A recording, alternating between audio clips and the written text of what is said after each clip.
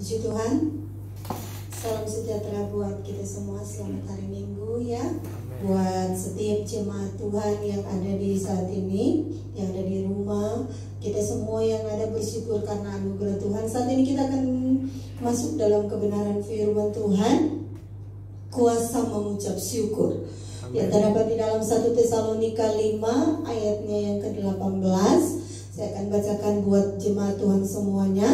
1 Tesalonika 5 ayat yang ke-18, bunyi firman Tuhan, mengucap syukurlah dalam segala hal, sebab itulah yang dikehendaki Allah di dalam Kristus Yesus bagi kamu. Sekali lagi dikatakan firman Tuhan, mengucap syukur.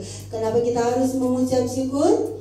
Bukan hanya ketika kita diperhadapkan dalam situasi, dalam kondisi senang, dalam kondisi kita berlimpah dengan berkat, tetapi kata firman Tuhan mengucap syukur dalam segala hal.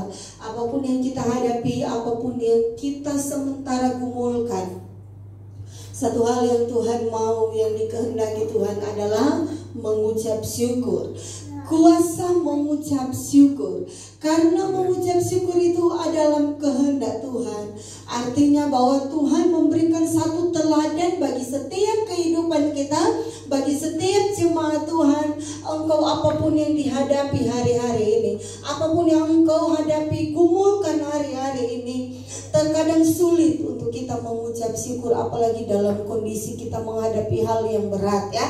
Terkadang dalam kondisi kita menghadapi pergumulan yang berat, rasanya untuk mengucap syukur itu sulit. Tapi itu yang dikehendaki Tuhan. Tuhan bukan hanya sekedar berkata bahwa mengucap syukur, tapi itu pun Dia teladankan, itu pun Dia contohkan. Amen. Dia berikan dalam setiap hidup kita. Yang pertama, kuasa mengucap syukur yang Tuhan taruh, yang Tuhan buktikan dalam setiap hidup kita, yaitu ketika Dia melakukan mujizat, yaitu di saat Dia memberi makan 5.000 orang. Mengucap syukur melahirkan mujizat Tuhan. Amen. Itu yang pertama. Ketika Tuhan diberikan atau diperhadapkan dengan 5.000 orang, tidak terhitung perempuan, tidak terhitung anak-anak, di situ diperhadapkan dengan situasi semua mereka dalam kondisi lapar. Dan dikatakan firman Tuhan, mereka harus diberi makan. Apa yang Yesus lakukan di situ? Hanya ada 5 roti dan 2 ekor ikan. Saya percaya bahwa ikan yang ada saat itu bukan ikan paus atau ikan yang gede, tapi ikan yang bisa dipegang oleh, karena dikatakan dalam firman Tuhan itu di bawah seorang anak kecil. Kata firman Tuhan, ketika diberikan itu makanan itu 5 roti dan 2 ikan itu diberikan kepada Yesus. Apa yang Yesus lakukan? Dia menengadah ke atas, Dia mengucap berkat, mengucap syukur. Dan hal yang luar biasa terjadi ketika Yesus mengucap syukur. Dengan apa yang dinikmati atau apa yang ada saat itu, bisa memberikan kekenyangan, mengenyangkan semua orang yang ada.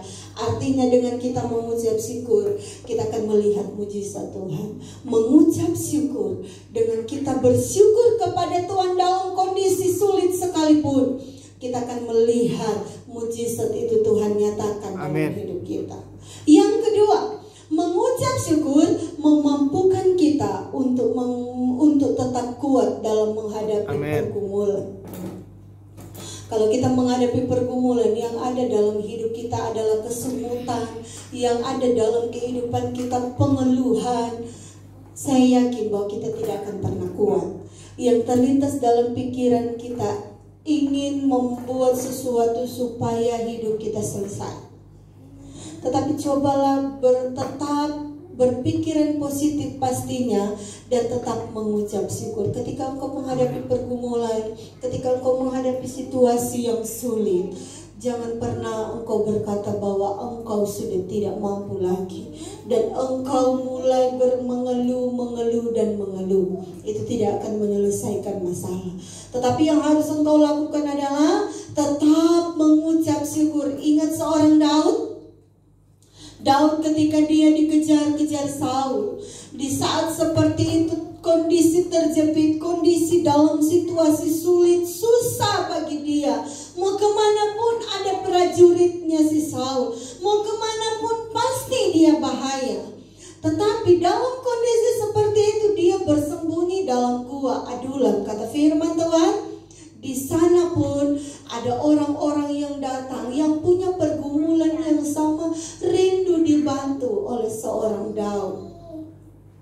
Daud dalam kondisi dia diperhadapkan dengan situasi yang sulit, tetapi dia bisa memberkati orang-orang yang ada di dalam gua itu. Karena apa? Kekuatan yang dia miliki ketika dia mengucap syukur kepada Tuhan. Bagaimana dengan hidup kita? Sudahkah kita mengucap syukur? Tetap mengucap syukur, terus mengucap syukur. Apapun kondisi, apapun situasi yang engkau hadapi, apapun persoalan yang engkau hadapi, mengucap syukur kunci utama dalam hidupmu. Karena itu kehendak Tuhan. Puji Tuhan. Tuhan Yesus memberkati hidup kita semua. Tuhan Yesus memberkati situasi hari-hari ini. Jangan tinggal diam saja. Amen. Tetap bangun hubungan dengan Tuhan. Engkau selalu melihat mungkin di layar televisi, dalam setiap berita-berita di YouTube, di mana di Google ya, banyak kejadian yang terjadi hari-hari ini. Jadi sekalipun engkau tinggal diam di rumah, tetapi engkau tidak tahu kan kapan waktunya Tuhan itu akan datang dalam hidupmu. Jadi selagi engkau ada hari-hari ini, mungkin engkau berkata bahwa kita ada di rumah, jaga diri dan lain sebagainya. Tetapi tahukah kita bahwa sekalipun engkau ada di rumah, kalau engkau tidak pernah membangun hubungan dengan Tuhan, mungkin engkau selamat dari namanya coronavirus hari ini. Tetapi bagaimana dengan hubunganmu dengan Tuhan?